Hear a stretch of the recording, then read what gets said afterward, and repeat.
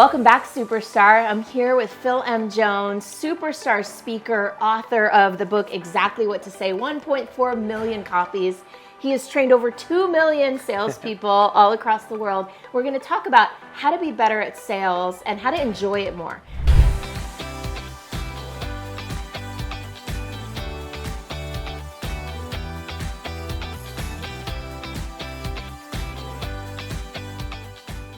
So we're going to have a two-part series here. First, we're going to dive into the mindset of approaching sales and how to have a new context around sales. And then we're going to dive a little more into the skill sets and specific words and structures that you can use to improve your sales performance. Welcome, Phil M. Jones. Good to be here. Thank you for having me. All right, so let's dive into why is sales so challenging in the first place? Oh man, I mean, we could spend hours on this, but let's try and get there quickly. I think we have a perception issue, right? So if I was to ask, right, salespeople born or made, what do you think most people pick? I think most people are going to say born.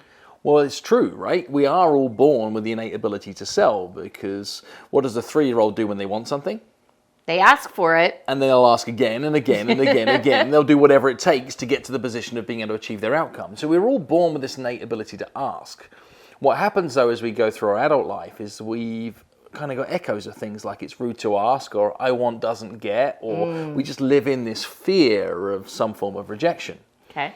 And not only that, we then build images in our mind's eye about what being a salesperson is. And have some fun with me for a second. Throw some adjectives at me that would describe a stereotypical salesperson.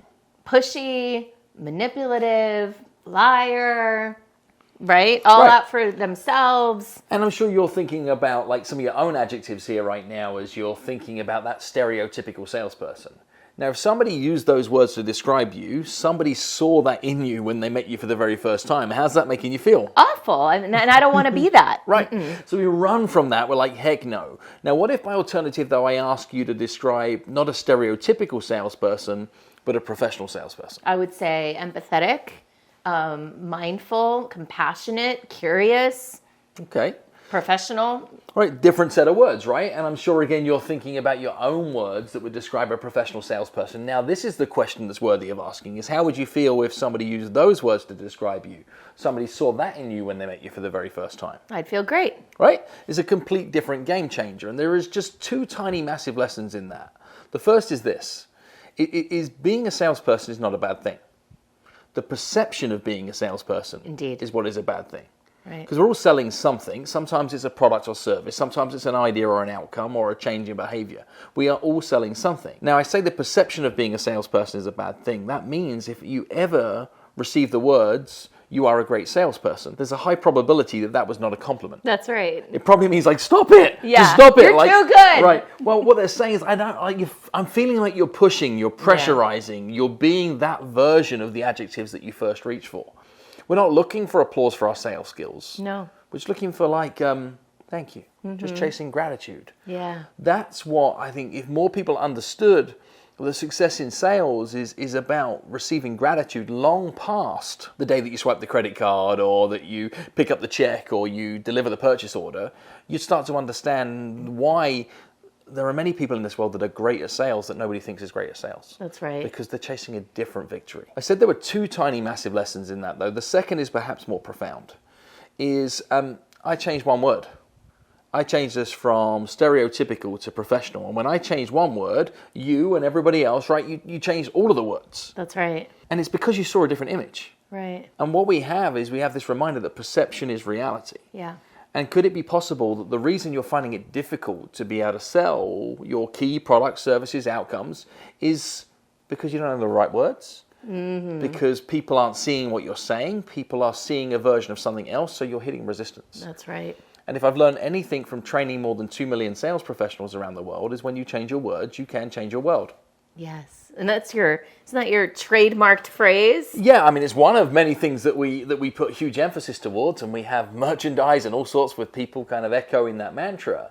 It's about being more intentional with language. Yeah. And we were all good at selling something. Yeah. And people think that they might find it difficult to sell. I'd go looking for saying, well, where are there examples of evidence that you're like badass at this? Yeah. Because they exist, right? They exist everywhere. Whether it's like how you influence your kids to be able to get something done, or how you show up with a friend group to be able to create change there, and build your confidence back up again by realizing you're actually a proven success record story when it comes to being able to sell. All right, so let's dive into. So what I'm hearing you say is, number one, change the context within which you're viewing sales. That's right. Away from stereotypical sales and being a good salesperson, and instead towards something different. So where are we going towards here? Well, we're going towards being helpful. Okay. And I think one of the mistakes that we have when we're trying to sell more is we don't get clarity on really two things that we have to understand with huge intent. One is, who are the people you're looking to help? Mm-hmm. And two is, what are the problems you're looking to try and help them overcome? Okay. They sound like really simple, easy questions to answer, but they're not. They're big, deep, powerful questions that take time for you to really be able to dig in. But people, when they're trying to sell things, they're trying to sell everything to everybody. And they're saying, look at me, buy from me, I've got, right? And it doesn't work that well. We can be a lot more intentional if you get hyper-focused on the person. And I know you've got a lot of videos you've done in the past about people choosing their avatar and getting crystal clear on who they want to be able to work with. That's really ridiculously important. Yeah. Secondly important, though, is then knowing what you provide to help them. Because this then informs all of your talk tracks. Like, nobody wants to buy a coaching program. No. Nobody wants to buy a training course. Nobody wants to buy 15 sessions or to come and spend 3 days away from the people that they love. What they want is the outcome. In fact, they probably don't even want the outcome. They want the outcome of the outcome of the outcome. Yes. And the second you can get clearer on that, all of your conversations change. You can have so much more intentionality, and you can chase the gratitude and the thank yous more easily. Yeah, well, I tell people all the time, right? What we want to get to is a conversation about the problems that the prospect is facing. I don't promote my retreats. I don't market my sessions or my retreats. I market this. What is it that you're getting to? What's the outcome? More freedom, more joy, more fulfillment, more alignment, more recurring revenue. These are the outcomes. And when we have a conversation about that and why they're not there, then it's very easy to say, well, the path to get there is this thing. Right. But I'm not promoting the thing. I'm really focusing on what is it that you want, and is this even the right fit for you to get there? Because if it's not, I'm not going to make an offer. Correct, because what you're looking to do is to align as a partner. Yeah. And we can take that, I want to get clear on the problem. It's almost like an old features and benefits conversation. True. The conversation about the problem is almost the features. Yeah. If we're to really elevate our game further forward and show that you truly understand the people you're looking to try and help, we got to go benefit of the benefit of the benefit. I call it the possibility instead of focusing on the problem. Yeah, we want to know what those problems are, but what's the possibility? Yeah, and then what that possibility then means for them. That's right. Or that's going to be the change in their world. And then the most important question is it worth it? Yeah. Followed up by, what are the consequences of not? That's right.